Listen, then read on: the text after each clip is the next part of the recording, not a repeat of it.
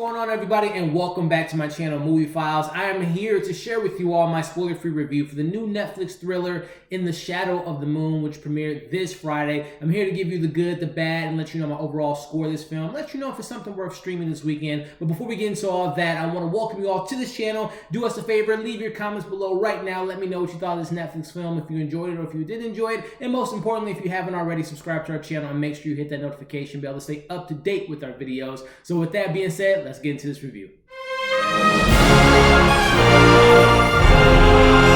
Alright, so let's jump into this review. So giving you a basic synopsis without giving too much away. I will leave the synopsis in the description below as well as a little trailer, but I will say I didn't see the trailer and I was very pleasantly surprised in regards to the twists and turns that we got in the story, so maybe hold off on that trailer. But anyway, as far as the story goes, you have a police officer tracking down a serial killer who reappears every 9 years.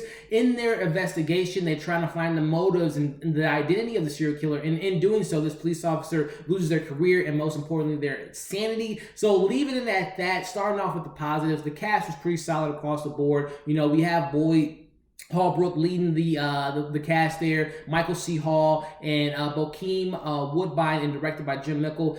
For the most part, the cast came together pretty well. I thought that they were believable in their roles as police officers, detectives, lieutenants, and so on and so forth. And leading this story, you know, if you're not on board with Locke, who's the main character, I think you won't enjoy this film as much as I did, because I'm a big fan of Boyd. Seeing him in Logan and other, you know, dramatic roles, I really was on board with him and his journey trying to uncover the motives and identity of this particular serial killer. And I really was on board with his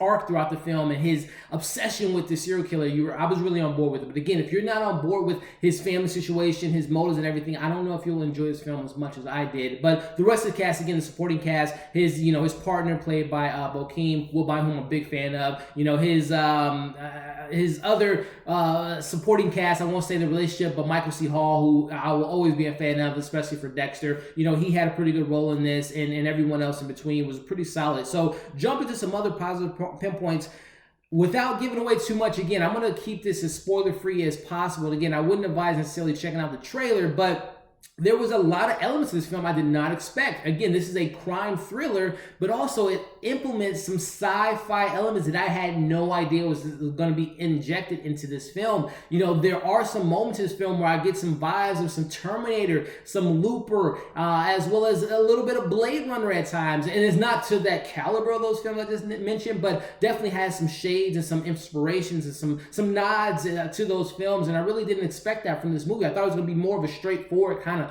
crime element, detective trying to find a killer, but they throw in some new things that, for the most part, I think that the director, who I'm not too familiar with, Mickle, did a good job of kind of implementing sci-fi, crime, thriller, a little bit of comedy at times, but not too much. And I thought he did a good job of blending in all those tones, which sometimes you get those many tones in different directions and themes, the story kind of goes all over the place. But for the most part, I thought the story was very intriguing, and it's about 2 hours long, and I was very intrigued throughout the entire process. So going into, before I jump to the negatives, another big thing in regards to just the structure of the film, you know, the film is kind of placed in these kind of 30-minute increments where we get, you know, it takes place in 1988 and spans all the way up into 1924, and we get 30 minutes within each of those decades, and I thought that the way that story was told was very interesting, and again, kept me really intrigued, and definitely those first 2 acts were the strongest in my opinion, and I really was invested in that story. So jumping into the negatives, I will stay starting off top. I said the first 2 acts were really strong and pretty intriguing.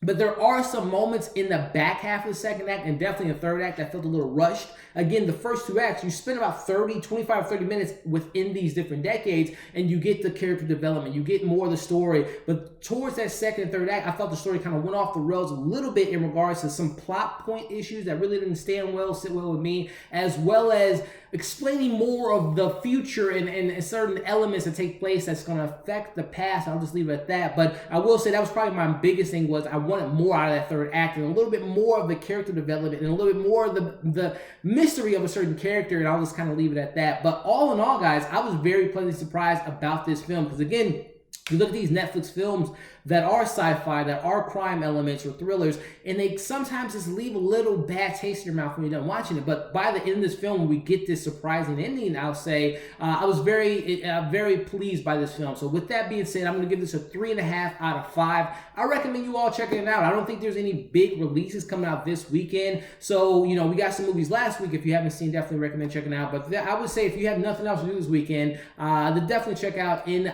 the Shadow of the Moon. A very entertaining, thrilling, and sometimes surprising twists and turns in this film. So 3.5 out of 5 for me. Let me know in the comments what you all thought of this sci-fi crime film, and if you enjoyed it, let me know. If you didn't, let me know as well. As I said up top, subscribe to our channel if you haven't already, and hit that notification bell to stay up to date with our content. And also follow us on social media accounts, especially Instagram. We're very active on Instagram. We talk about the latest news and movies, especially the Spider-Man news that we got today. I'm going to probably do an IG live later today, so definitely check us out there. That's going to be in the description below. Thank you for watching this review. We got more coming soon. Unboxing videos, trailer reactions, and many more reviews. We'll see you on the next video.